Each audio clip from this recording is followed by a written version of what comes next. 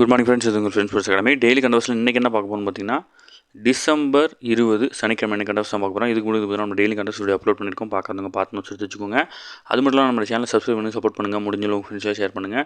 நம்முடைய friends police academy அப்படின்ற Telegram சேனலில் ஜாயின் பண்ணிக்கோங்க. இம்பார்ட்டன்ட் அப்டேட்ஸ் உங்களுக்கு ஒன்று கிடைக்கும். லிங்க் டிஸ்கிரிப்ஷனில் கொடுத்துருக்கேன். 2026க்கான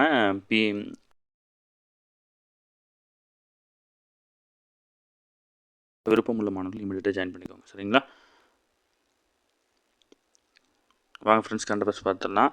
தமிழகத்தில் வந்து பார்த்திங்கன்னா வாக்காளர் பட்டியல் சிறப்பு தீவிர திருத்தம் வந்து பார்த்திங்கன்னா எஸ்ஐஆர் பணிக்கு பிறகு 97,37,831 வாக்காளர்கள் வந்து பார்த்திங்கன்னா நீக்கப்பட்டிருக்காங்க. முந்தைய 6.46 கோடி வாக்காளர்களுடன் ஒப்பிடுகையில் இது வந்து பார்த்திங்கன்னா 15% வாக்காளர்கள் அப்படின்னு சொல்லியிருக்காங்க. ஓகேங்களா? பேரவைத் தொகுதிகளை பொறுத்தவரை வந்து பார்த்திங்கன்னா சோழிங்கநல்லூர், பல்லாவரம், ஆலந்தூர் தொகுதிகளில் வந்து பார்த்திங்கன்னா அதிக வாக்காளர்கள் வந்து நீக்கப்பட்டிருக்காங்க. அதிகபட்சமாக சென்னை மாவட்டத்தில் நீக்கியிருக்காங்க. குறைந்தபட்சமாக வந்து பார்த்திங்கன்னா அரியலூர் மாவட்டத்தில் வந்து பார்த்திங்கன்னா நீக்கம் நடத்திருக்கு. ஓகேங்களா? ஜஸ்ட் இன்ஃபர்மேஷன் மட்டும் நீங்கள் ஞாபகம் வச்சுக்கிட்டால் போதுமானது. சரிங்களா? அதை தாண்டி கேட்க மாட்டாங்க.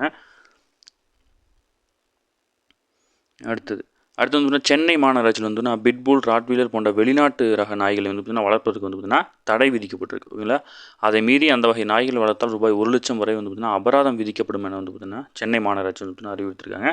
என்ன வகையான நாய்கள் அப்படின்ட்டு தெரிஞ்சுக்கோங்க. சரிங்களா?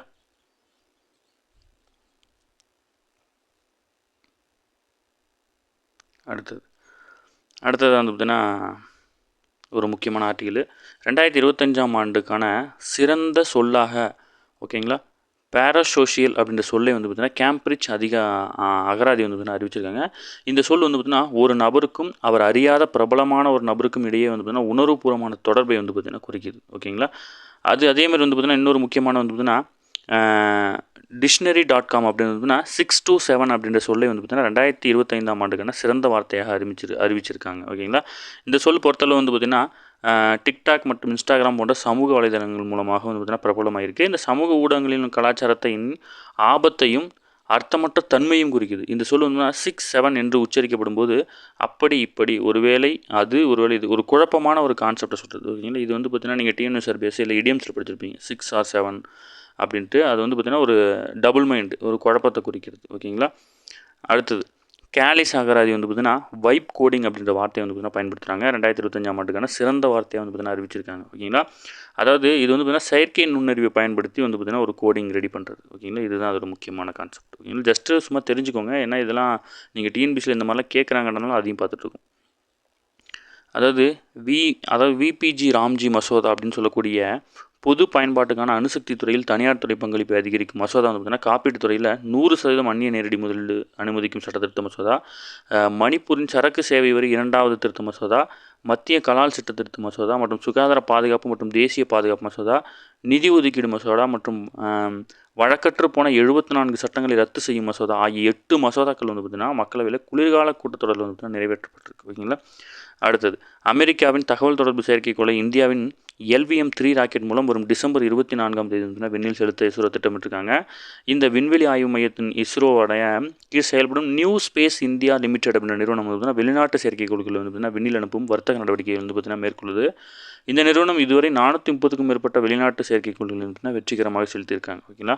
பெரும்பாலான உலக நாடுகளில் விண்வெளி ஆய்வு நடவடிக்கைகளுக்கு பங்களித்து வரும் இஸ்ரோ அமெரிக்காவினுடைய ASD ஸ்பேஸ் மொபைல் நிறுவனத்தினுடைய ப்ளூ ஃபோர்ட் 6 அப்படின்ற தகவல் தொடர்பு செயற்கைக்கோள் வந்துன்னா LVM, அதாவது GSLV Mark 3 அப்படின்ற ராக்கெட் மூலம் வந்து செலுத்தும் முயற்சியில் வந்து ஈடுபட்டு வராங்க. ஓகேங்களா?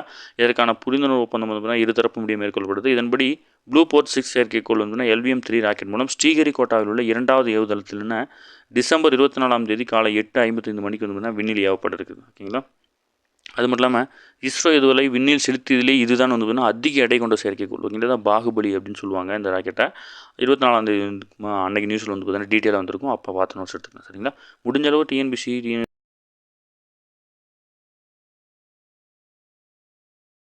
பாரம்பரிய மருத்துவம் தொடர்பான 2வது உலகளாவிய மாநாடு தில்லி பாரத் மண்டபத்தில் நடைபெற்றுச்சு. அதில் வந்து பார்த்திங்கன்னா பிரதமர் பேசும்போது அஸ்வகந்தா அப்படின்ற மூலிகையை பற்றி பேசுகிறாரு. இந்திய பாரம்பரிய மருத்துவத்தில் பல நூற்றாண்டுகளாக பயன்படுத்தி வந்த இந்த மூலிகையின் முக்கியத்துவம் கரோனா காலகட்டத்தில் தான் வந்து பார்த்திங்கன்னா வெளிப்பட்டுச்சு. உலகின் பல்வேறு நாடுகளுக்கு இப்போது அஸ்வகந்தா வந்து பார்த்திங்கன்னா பயன்படுத்தப்பட்டிருக்குது. ஆராய்ச்சி மற்றும் ஆதார அடிப்படையிலான மதிப்பீடுகள் மூலம் அஸ்வகந்தா பயன்படுத்துவதை இந்தியா வந்து ஊக்குவிச்சுட்டு வராங்க அப்படின்னு சொல்லியிருக்காரு. இந்நிகழ்ச்சியில் ஆயுஷ் துறைக்கான மை ஆயுஷ் அப்படின்ற ஒருங்கிணைந்த சேவை தளத்தை வந்து பார்த்திங்கன்னா தொடங்கி வச்சிருக்காரு. அது மட்டும் இல்லாமல் இந்திய பாரம்பரிய மருத்துவத்தின் உலகளாவிய அடையாளமாக மாறியுள்ள அஸ்வகந்தா மூலிகையின் சிறப்பு தபால் தலையும் வந்து பார்த்திங்கன்னா வெளியிட்டிருக்காரு. இதெல்லாம் முக்கியமானதுப்பா, நோட் பண்ணிக்கோங்க. அடுத்தது வந்து பார்த்திங்கன்னா, இந்தியாவிலிருந்து 2025ஆம் ஆண்டில் அதிகளவில் வெளிநாட்டுக்கு சுற்றுலா மேற்கொண்ட மில்லியன்ஸ் அப்படின்னு அழைக்கப்படக்கூடிய ஜென் ஒய் அப்படின்னா 1981லேருந்து 96 வரைக்கும் பிறந்தவங்க. ஓகேங்களா. அடுத்தது ஜென் இசட் அப்படின்னா 97லேருந்து 2012 வரைக்கும் பிறந்தவங்க. இவங்க தான் வந்து பார்த்திங்கன்னா வெளிநாட்டுக்கு அதிகமாக பயணம் மேற்கொண்டிருக்காங்க. ஓகேங்களா. அடுத்து டித்வா புயலால் இலங்கையில் கடும் பாதிப்பு ஏற்பட்ட நிலையில் அதுக்கு இது உதவுறதுக்காக இந்தியா வந்து பார்த்திங்கன்னா சாகர் பந்த் அப்படின்ற ஒரு முன்னெடுப்பை வந்து பார்த்திங்கன்னா எடுத்திருக்கிறாங்க. ஓகே ஃப்ரெண்ட்ஸ், இன்றைக்கி கண்டபஸ் அவ்வளோ தாண்டி எதுவுமே கேட்க வாய்ப்பில்லை. டெய்லி கண்டபஸ் டெய்லி பார்த்துருங்க. அப்போ தான் மந்த்லி இப்படி வந்து உங்களுக்கு ஈஸியாக இருக்கும். நம்ம சேனலை சப்ஸ்கிரைப் பண்ணி சப்போர்ட் பண்ணுங்கள். முடிஞ்சாலும் உங்கள் ஃப்ரெண்ட்ஸில் ஷேர் பண்ணுங்கள். நம்மளுடைய ஃப்ரெண்ட்ஸ் போலீஸ் அகாடமி அப்படின்ற டெலிகிராம் சேனல் ஜாயின் பண்ணிக்கோங்க. இம்பார்ட்டன்ட் அப்டேட்ஸ்லாம் உங்களுக்கு ஒன்று கிடைக்கும். சரிங்களா. நம்மளுடைய ஃப்ரெண்ட்ஸ் போலீஸ் அகாடமி அப்படின்ற டெலிகிராம் சேனல் டிஸ்கிரிப்ஷன் லிங்க் கொடுத்துருங்க. டச் பண்ணி ஜாயின் பண்ணிக்கோங்க. Thank you friends.